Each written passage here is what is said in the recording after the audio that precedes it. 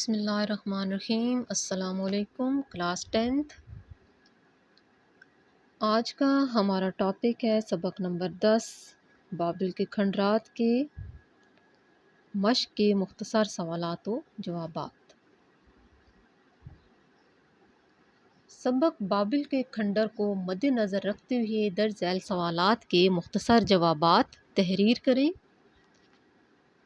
بابل شہر کی قدامت کے بارے میں کیا کچھ بیان ہوا ہے؟ سوال نمبر 1 ہے ہمارے پاس، بابل شہر کی قدامت کے بارے میں کیا کچھ بیان ہوا ہے؟ اس کا جواب ہے بابل شہر کی قدامت کے بارے میں بے شمار کہانیاں، روایتیں، اندازے اور انکشافات کتاب مقدس کے اوراق سے لے کر ہیروڈوٹس جیسے یونانی سیاح، عینی گواہوں اور 20ویں صدی کے جرمن ماہرین آثار قدیمہ کی کتابوں تک پھیلے ہوئے ہیں کہ ہاروت و ماروت کو جو سزا ملی وہ کنواں یہی ہے۔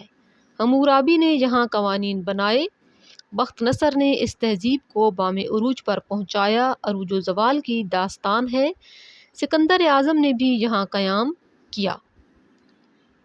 سوال نمبر 2 ہے ہمارے پاس، بابل کے کنویں میں 2 فرشتوں کو کیوں لٹکایا گیا تھا؟ دو فرشتوں سے مراد یہاں پر ہاروت اور ماروت دو فرشتوں کو کسی گناہ کی پاداش میں جہاں الٹا لٹکا دیا گیا تھا۔ کہانی یہ ہے کہ اللہ تعالیٰ نے ان فرشتوں کو اہل بابل کی عیاشیوں اور بربادیوں کے لیے بھیجا، مگر وہ خود انہی کا شکار ہو گئے، جیسے آج بھی بہت سے محکموں کے انسپکٹران معاملات میں پھنس جاتے ہیں جنہیں روکنا ہوتا ہے۔ سوال نمبر 3 ہے، بغداد اور بابل کے درمیان کتنا فاصلہ بنتا ہے؟ بغداد اور بابل کے درمیان 45 یا 50 میل کا فاصلہ ہے۔ سوال نمبر 4 ہے، حمورابی کون تھا اور اس کا کارنامہ کیا سمجھا جاتا ہے؟ اس کا جواب ہے 18ویں صدی قبل مسیح، اب سے 3700 برس پہلے شہنشاہ حمورابی نے بابل کے معاشرے کے لیے دساتیر اور قوانین بنائے، جس کی وجہ سے حمورابی کو قانون دہندہ کہا جاتا ہے۔ حمورابی نے قانون سازی معاشرتی حقوق و فرائض کے تحت کی جو معاشرے کی ابتدائی بنیادوں میں شامل ہے۔ سوال نمبر 5 ہے، بابل کے کوئی 2 حیرت انگیز پہلو بیان کریں۔ اس کا جواب ہے بخت نصر نے 44 سال حکومت کی، اس نے دجلہ و فرات کے درمیان اونچی فصیلوں والے شہر قائم کیے۔ وہ دہریہ تھا، یعنی وہ خدا کو نہ مانتا تھا، لا دین تھا، اس کا کوئی مذہب کوئی دین نہیں تھا، وہ دہریہ تھا، اس لیے لوگوں میں مقبول نہیں تھا۔ اور یہ حیرت کی بات ہے کہ وہ بادشاہ تھا، اس نے فصیلیں قائم کروائیں، اس نے 44 سال حکومت کی، لیکن وہ اپنی عوام کے اندر مقبول نہیں تھا۔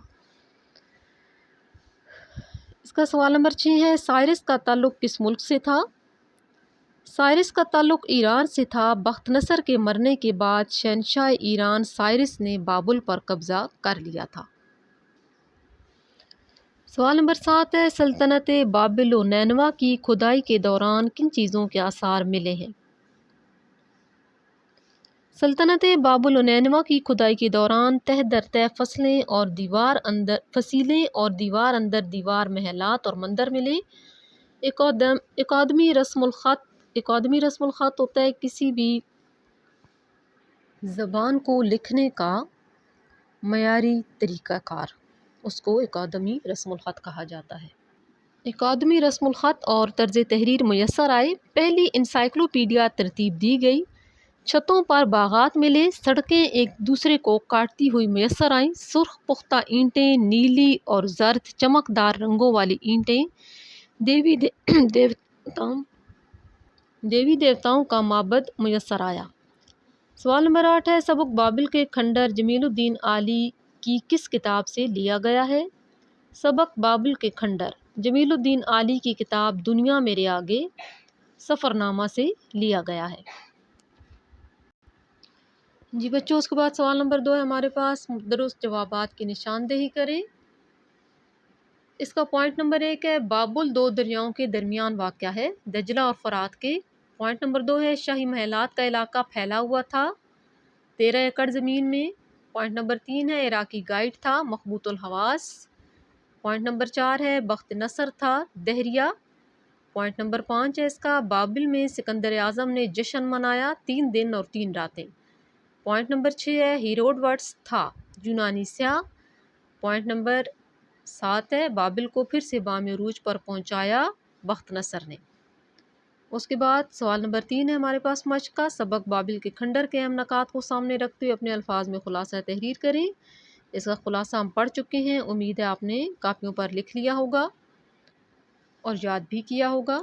سوال نمبر 4 ہے اردو کے 5 مشہور سفر ناموں اور سفر نامہ نگاروں کے نام لکھیں۔ اردو کے 5 مشہور سفر ناموں اور سفر نامہ نگاروں کے نام درج ذیل ہیں۔ سفر نامے عجائبات فرنگ یوسف خان کمبل پوش نے لکھا تھا، یہ اردو کا پہلا سفر نامہ تھا۔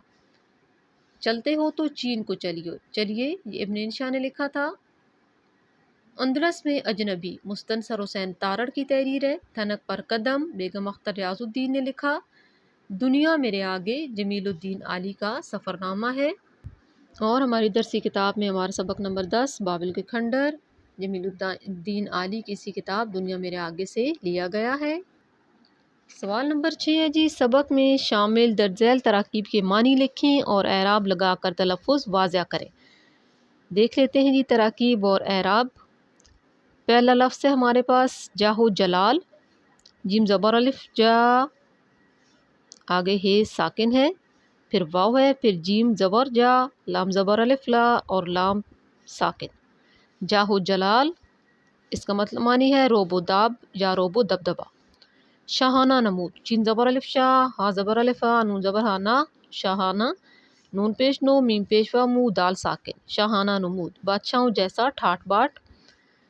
مرقع حیرت، میم پیش مو، را زبر کا فرق، کاف زبر کا، آئین زیر مرقع، ہے زبر جے ہئی، رے زبر تے رت، مرقع حیرت، حیرت انگیز مناظر کا مجموعہ۔ تہذیب بابل، تے زبر ہے تا، زے زیر جے زی، بے زیر بے، تہذیب، بے زبر الف با، بے زیر لام بل، تہذیب بابل، بابل کی تہذیب۔ بام عروج، بے زبر الف با، میم زیر میں بام، آئین پیش ہو، رے پیش و رو، جیم ساکن، بام عروج بلندی پر پہنچا ہوا۔ مطلق العنان، میم پیش توئیں مت، لام زبر لا، کاف پیش لام کل، آئین زبر آ، نون زبر الف نا اور نون ساکن، مطلق العنان، ایسا حکمران جو اپنے اختیارات کا استعمال کرنے میں مکمل طور پر آزاد ہو۔ عروج و زوال، آئین پیش ہو، را پیش و رو، جیم ساکن، عروج، واو، زا زبر زا، واو زبر الف وا، لام ساکن، عروج و زوال، بلندی اور پستی۔ دجلہ و فرات، دال زبر جیم دج، لام زبر ہے لا، دجلہ، واو، فے پیش رے فر، را زبر الف را، تے ساکن، دجلہ و فرات، عراق اور شام کے 2 تاریخی اور اہم ترین درجہ ہیں۔ اس کے بعد لفظ ہے جی بو کو کرنا، بے پیش و بو، کاف ساکن بو، پھر واو، کاف زبر رے کر، نون زبر الف نا، بو کو کرنا، بغل، شور مچانے والے آلات موسیقی۔ طرز تحریر، تو زبر رے تر، زے زیر زے، طرز، تے زبر ہے تا، رے زیر جے ری، رے ساکن، طرز تحریر، لکھنے کا ڈھنگ۔ یہ بچوں یہ جو سوال نمبر 6 ہے تراکیب کے معنی اور اعراب لگا کر تلفظ واضح کریں، یہ آپ نے اپنی کتاب کے اوپر حل کرنا ہے۔ سوال نمبر 2 جو ہے کثیر الانتخابی سوالات، وہ بھی آپ نے کتاب کے اوپر حل کرنے ہیں۔ پھر سوال نمبر 7 ہے جی درج ذیل سابقوں اور لاحقوں کی مدد سے نئے الفاظ بنائیں۔ سابقے میں ہے خود، الفاظ ہے خود سر، سابقہ ہے با، الفاظ ہے با آواز، سابقہ لا اور الفاظ بن رہے سے لا حاصل۔ سابقہ غیر ہے، الفاظ ہے غیر شرعی، سابقہ ہے جی بد اور لفظ ہے بد کردار، سابقہ ہے ان اور لفظ ہے اس کا ان پڑھ۔ اس کے بعد ہے جی الفاظ اور لاحقے، یعنی پہلے الفاظ دیے گئے، اس میں سے ہم نے دیکھنا ہے کہ لاحقہ کیا ہے۔ سابقہ وہ لفظ ہوتا ہے جو پہلے آئے، لاحقہ وہ ہوتا ہے جو اصل لفظ کے بعد آئے۔ تاجدار میں دار لاحقہ ہے، درپن میں پن لاحقہ ہے، تسلیم شدہ میں شدہ لاحقہ ہے۔ خدمتگار میں گار لاحقہ ہے، پرستان میں ستان لاحقہ ہے، دلکش میں کش لاحقہ ہے۔ جی بچوں یہ تھا ہمارا آج کا لیکچر، امید ہے آپ کو سمجھ آئی ہوگی۔ آپ نے سوال نمبر 2، سوال نمبر 5، سوال نمبر 6 جی سوال نمبر آپ نے 5 جو دیکھنا ہے اس میں ہے آپ کا یادگار سفر، وہ آپ نے خود سے کرنا ہے، اور سوال نمبر 6، سوال نمبر 7 یہ آپ نے اپنی کتابوں کے اوپر حل کرنے ہیں۔ مختصر سوالات و جوابات کو آپ نے اپنی کاپی پر لکھنا بھی ہے اور یاد بھی کرنا ہے۔ بہت شکریہ۔